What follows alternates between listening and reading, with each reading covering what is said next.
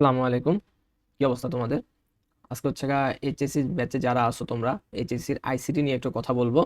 একদম আইসিটি যে চ্যাপ্টার 3 যে সংখ্যা পদ্ধতি আছে সেই সংখ্যা পদ্ধতি নিয়ে হচ্ছে আজকে কথা বলবো। তো সংখ্যা পদ্ধতির 4টা নাম্বার আছে, এটাকে বলা হয় পজিশনাল সংখ্যা পদ্ধতি। পজিশনাল সংখ্যা পদ্ধতিকে 4 ভাগে ভাগ করা হইতেছে, ঠিক আছে, বা 4 ভাগে ভাগ করা হয়। তার মধ্যে এক নাম্বার হচ্ছে ডেসিমেল নাম্বার, তারপর হচ্ছে বাইনারি, তারপর হচ্ছে অক্টাল, আর সর্বশেষ হচ্ছে হেক্সাডেসিমাল নাম্বার। তো ডেসিমেল নাম্বার কোনটা ভাই? ডেসিমেল নাম্বার হচ্ছে যেটা হচ্ছে আমরা সচরাচর নর্মালি ব্যবহার করতেছি সেটা। অর্থাৎ ডেসিমেল নাম্বারগুলো কি কি সেটা যদি আমি একটু লিখে দিই, 0, 1, 2, 3, 4, 5 এমন করতে করতে 9 পর্যন্ত। 9 পর্যন্ত অর্থাৎ মোট কয়টা নাম্বার? মোট নাম্বার হচ্ছে 10টা। মোট 10টা নাম্বার হচ্ছে ডেসিমেল নাম্বারে আছে।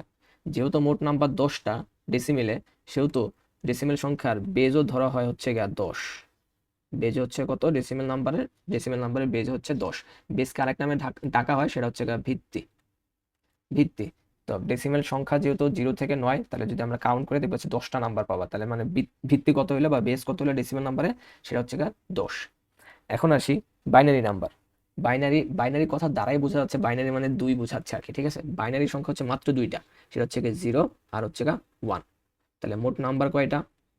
মোট নাম্বার হচ্ছে 2টা, মানে মোট সংখ্যা হচ্ছে আমাদের 2টা, 0 আর 1। তাহলে মোট সংখ্যা 2টি। তাহলে ভিত্তি কত হবে? যেই কয়টা নাম্বার সেই কয়টা হচ্ছে আমাদের ভিত্তি হয় বা বেজ হয় আর কি। তার মানে বাইনারি সংখ্যার বেজ হচ্ছে কত? বেজ হচ্ছে 2। বুঝাইতে পারছি? বাইনারি সংখ্যার বেজ হচ্ছে 2। আচ্ছা, এখন আসে অক্টাল নাম্বার। অক্টাল মানে হচ্ছে 8। অক্টাল দ্বারা বোঝা হচ্ছে 8। তাহলে অক্টালের সংখ্যা কয়টা হবে? 8টা হবে। তাহলে সংখ্যাগুলো কি কি? সংখ্যাগুলো হচ্ছে 0, 1, 2, 3, 4, 5, 6, 7। তাহলে একটু কাউন্ট যদি করি, 1, 2, 3, 4, 5, 6, 7, 8, মোট নাম্বার কয়টা? মোট নাম্বার হচ্ছে 8টা। মোট সংখ্যা 8। 8টি। তাহলে এখন আমাকে একটু বলো তো, মোট সংখ্যা যদি 8টা হয় তাহলে বেস নাম্বার কত? বেস কত বা ভিত্তি কত? বেস বা ভিত্তিও কি হবে? 8 হবে। তাহলে অক্টাল সংখ্যার বেস বা ভিত্তি কত? 8। আচ্ছা, এরপরে আসছে হচ্ছে হেক্সা ডেসিমেল নাম্বার। হেক্সা মানে হচ্ছে ভাই 6। হেক্সা দ্বারা 6 বুঝছো, যে ব্রাজিলের আহ, আহ, আহ, হ্যাঁ, ব্রাজিল যে মিশন নিয়েছিল হেক্সা কাপ জিতবে। ব্রাজিল 5বার বিশ্বকাপ জিতছে, ওয়ার্ল্ড কাপ জিতছে।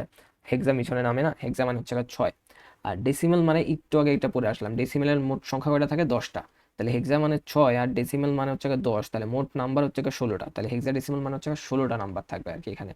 তাহলে ওই ডেসিমেলের 0 থেকে 9 পর্যন্ত থাকবে আর কি, ঠিক আছে। 0, 1, 2, 3, 4, 5, 6, 7, 8, 9 এই পর্যন্ত থাকবে শিওর আর কি। মানে এই পর্যন্ত কয়টা গেল? 10টা গেল। এরপরে যে বাকি 6টা আছে সেটাকে হচ্ছে আমরা একটু অন্যভাবে রিপ্রেজেন্ট করি, সেটা হচ্ছে A, B, C, D, E, F। এখানে এ মানে কত জানো ভাইয়া? জানো? এ মানে হচ্ছে 10, বি মানে হচ্ছে 11, সি মানে হচ্ছে 12, ডি মানে 13, ই মানে হচ্ছে 14, এফ মানে হচ্ছে 15। তাইলে এখন আমাকে একটু বলো তো, হেক্সাডেসিমেলের বেজ বেজ সংখ্যা কত হবে? হেক্সাডেসিমেলের বেজ সংখ্যা কত বা ভিত্তি কত? তাহলে যেহেতু নাম্বার 16টা, ভিত্তিও কত হবে? ভিত্তিও হবে হচ্ছে 16টা। হেক্সাডেসিমেলের ভিত্তি কত? 16টা। তো এই 4টা ভাগে ভাগ করা হয়েছিল সংখ্যা পদ্ধতি থেকে। সংখ্যা পদ্ধতি থেকে না, পজিশনাল সংখ্যা পদ্ধতি থেকে 4 ভাগে ভাগ করা হচ্ছিল আর কি। তো এটা নিয়ে হচ্ছে আমাদের অনেক কাজ করা লাগবে বা অনেক পড়াশোনা আছে।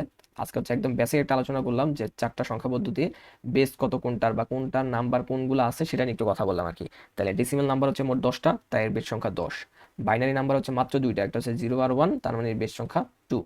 অক্টাল নাম্বার হচ্ছে 8টা, 0 থেকে 7 পর্যন্ত, মোট 8টা, তার বেস সংখ্যা 8। হেক্সাডেসিমাল মানে হচ্ছে 16, তার মানে 0 থেকে 15 পর্যন্ত আছে। তবে এখানে এসে যে 9 পরে যে হচ্ছে এ বি সি ডি দ্বারা হচ্ছে আমরা লিখতেছি, এ মানে 10, বি মানে 11, সি মানে 12 এবং করতে করতে এফ মানে হচ্ছে 15। তাহলে হেক্সাডেসিমালের ভিত্তি সংখ্যা কত হচ্ছে? যেহেতু নাম্বার 16টা, ভিত্তি কত হবে? 16 হবে। আশা করি বুঝাইতে পারছি। এরপরের ক্লাসে ঠিক হচ্ছে আমরা বাইনারি বা ডেসিমেল, বাইনারি যোগ, অক্টাল যোগ বিয়োগ, হেক্সাডেসিমাল যোগ বিয়োগ, এগুলো নিয়ে হচ্ছে একটু কথা বলবো আর কি নেক্সট ক্লাসে।